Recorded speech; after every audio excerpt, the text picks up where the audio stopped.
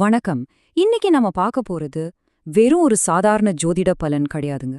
இது ஒருத்தரோட முழுமையான வாழ்க்கை, அவங்க ஆளுமை, அவங்க மைண்ட் செட்னு எல்லாத்தையும் அலசி ஆராய போற ஒரு டீப்பான ரிப்போர்ட். ஆமாங்க, உத்திராடம் நட்சத்திரத்துல பிறந்தவங்களோட தனித்துவமான குணங்கள், அவங்களோட பிளஸ் மைனஸ்னு எல்லாத்த பத்தியும் தான் ரொம்ப விரிவா பார்க்க போறோம். சரி, எந்த டிலேவும் இல்லாம ஸ்ட்ரெயிட்டா விஷயத்துக்கு போயிடுவோம். வாங்க, உத்திராடம் நட்சத்திரக்காரர்களோட அந்த மர்மமான ஆளுமைக்குள்ள நுழைவோம். இன்னைக்கு நாம என்னென்ன பார்க்க போறோம்னு ஒரு குவிக் இன்ட்ரோ பார்த்துடலாம். உத்திராடம் பத்தின ஒரு சின்ன அறிமுகம், அவங்களோட ஸ்பெஷல் கேரக்டர்ஸ், படிப்பு, வேலை வாய்ப்பு, அப்புறம் குடும்பம் மற்றும் ஆரோக்கியம். இது மட்டும் இல்லாம 4 பாதங்களோட ரகசியங்கள், கடைசியா வழிபட வேண்டிய ஆலயம். இப்படி அவங்களோட முழு ஜாதகத்தையும் டக்குன்னு பார்த்துடலாம். பகுதி 1, உத்திராடம் ஓர் அறிமுகம். முதல்ல இந்த நட்சத்திரத்தோட பிரபஞ்ச அமைப்பு பத்தியும் அதோட பேக்ரவுண்ட் பத்தியும் தெரிஞ்சுக்கலாம். ஜோதிட சாஸ்திரத்துல மொத்தம் 27 நட்சத்திரங்கள் இருக்குன்னு நமக்கு தெரியும் இல்லையா? அதுல இந்த உத்திராடம் கரெக்டா 21வது எண்களை ரொம்ப கம்பீரமா புடிச்சிருக்கு. இந்த 21ங்கிற நம்பருக்கு பின்னாடி ரொம்பவே சுவாரஸ்யமான சில விஷயங்கள் இருக்கு.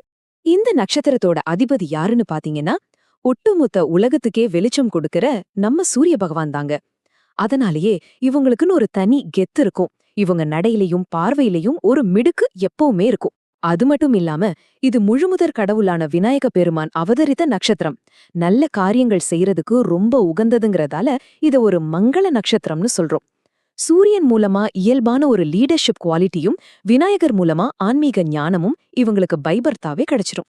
அடுத்து பகுதி 2, தனித்துவமான குணங்கள். வெளிய பாக்கறதுக்கு இவங்க எப்படி இருப்பாங்க, உள்ளுக்குள்ள எப்படிப்பட்டவங்கன்னு கொஞ்சம் டீப்பா பார்க்கலாம். இவங்கள பத்தி சொல்லணும்னா, இவங்களுக்குள்ள ஒரு பெரிய முரண்பாடு இருக்குங்க. அதாவது மனசுக்குள்ள பாத்தீங்கன்னா கள்ளம் கபடம் இல்லாத ரொம்ப தூய்மையான ஒரு பச்சை குழந்தை இவங்க. ஈஸியா யார வேணாலும் நம்பிடுவாங்க, ஏமாந்துடுவாங்க. ஆனா வெளியில இருந்து பாக்குறவங்களுக்கு எப்படி தெரியுமா தெரிவாங்க? எதற்கும் பயப்படாத, யாருக்கும் வளைஞ்சு கொடுக்காத ஒரு பிடிவாதமான போர்வீரன் மாதிரி தெரிவாங்க. இந்த உள்ள குழந்தை வெளியே போர்வீரன் அப்படிங்கிற காம்பினேஷன் தான் இவங்கள ரொம்ப ஸ்பெஷலா காட்டுது.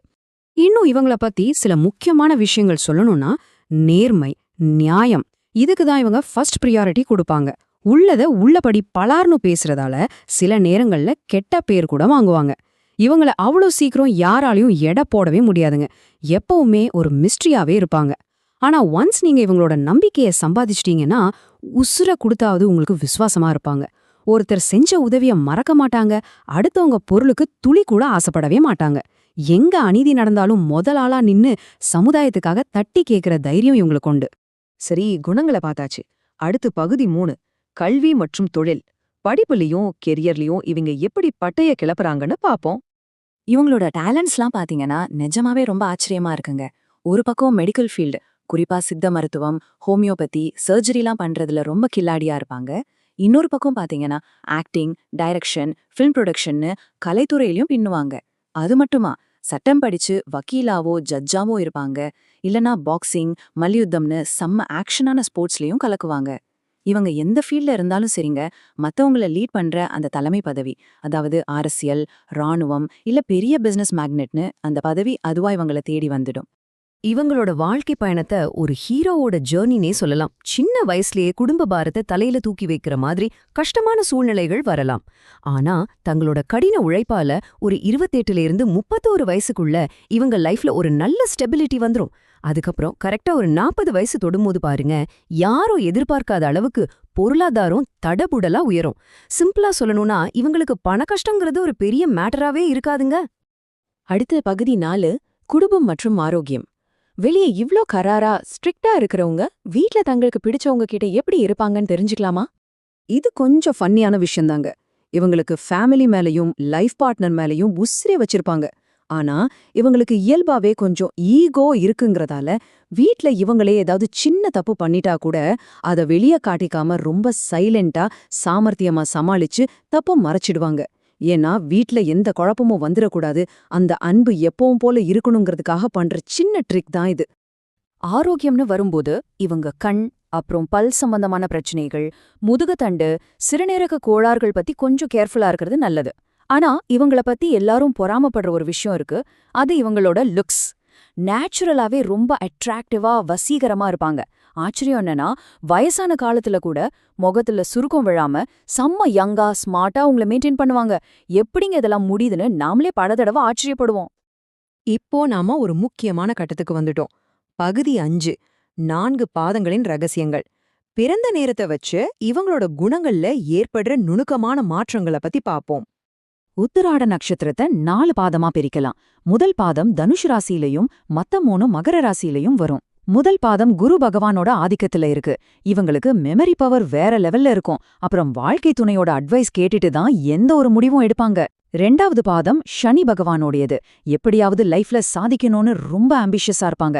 அடிக்கடி வண்டி வாகனம் மாத்துறது இவங்களுக்கு ரொம்ப பிடிக்கும். முக்கியமா ஒருத்தருக்கு நல்லது நடக்கணும்னா பொய் சொல்றதுலயும் தப்பில்லைன்னு நினைப்பாங்க. 3வது பாதமும் சனி பகவான் தான். இவங்க மனசுல படுறத நச்சுன்னு மூஞ்சில அடிச்ச மாதிரி பேசுவாங்க. அதனாலேயே இவங்கள கொஞ்சம் முன்கோபி நினைப்பாங்க. ஆனா தப்புகளை ரொம்ப கில்லாடியா செஞ்சு தப்பிக்கிறதுல இவங்க பெரிய வித்தகர்கள். கடைசியா 4வது பாதம் மறுபடியும் குரு பகவானோட பார்வைக்கே வருது. செம்ம தைரியசாலிங்க. சுறுசுறுப்புக்கு பஞ்சம் இருக்காது. முக்கியமா ஃபாரின்ல இருக்கிற ஃப்ரெண்ட்ஸ் மூலமா இவங்களுக்கு நல்ல ஆதாயங்கள் கிடைக்கும். பாத்தீங்களா, ஒரே நட்சத்திரம் தான், ஆனா பாதங்கள் மாறும்போது குணம் எப்படி நுணுக்கமா மாறுதுன்னு. அடுத்து நம்ம ஃபைனல் செக்மெண்ட், பகுதி 6, வழிபட வேண்டிய ஆலயம். இவங்களுக்கான ஸ்பெஷல் ஆன்மீக வழிகாட்டுதல் என்னன்னு பாத்திரலாம். இந்த உத்திராடம் நட்சத்திரத்துல பிறந்தவங்க தங்களோட தோஷங்கள் நீங்கி லைஃப்ல சிறந்து விளங்க போக வேண்டிய முக்கியமான கோவில் இதுதான். சிவகங்கை மாவட்டம் கீழப்பூங்குடியில அமைஞ்சிருக்க அருள்மிகு பிரம்ம பூரீஸ்வரர் திருக்கோயில். இங்க இருக்கிற அம்பாள் பேரு பிரம்ம வித்யாம்பிகை. இங்க போய் மனசார வேண்டிட்டு வந்தா குழந்தை பாக்கியம் கிடைக்கிறதோட குடும்பத்துல ஒற்றுமை பல மடங்கு அதிகரிக்கும்னு ஒரு உறுதியான நம்பிக்கை இருக்கு. இவ்ளோ நேரம் நம்ம பார்த்ததுல இருந்து ஒண்ணு மட்டும் ரொம்ப கிளியரா புரியுது. உத்திராடம் நட்சத்திரக்காரங்க வெளிய பார்க்க பிடிவாதமான போர் வீரர்கள் மாதிரி தெரிஞ்சாலும் உள்ளக்குள்ள ரொம்ப ரொம்ப அன்பான, எளிதில் எடை போட முடியாத மிஸ்டரியான மனிதர்கள். ஒன்ஸ் உங்களை நம்பிட்டாங்கன்னா லைஃப் லாங் உங்க கூடவே ரொம்ப விசுவாசமா இருப்பாங்க. இப்போ சொல்லுங்க, நாம டிஸ்கஸ் பண்ண இந்த குணங்களை வச்சு பார்க்கும்போது உங்க லைஃப்ல இருக்கிற அந்த மர்மமான ஆனா ரொம்பவும் விசுவாசமான நபர் யாரு? அவங்கள பத்தி கொஞ்சம் யோசிச்சு பாருங்க. மீண்டும் இதே மாதிரி இன்னொரு அருமையான பதிவோட உங்களை சந்திக்கிறேன். அதுவரைக்கும்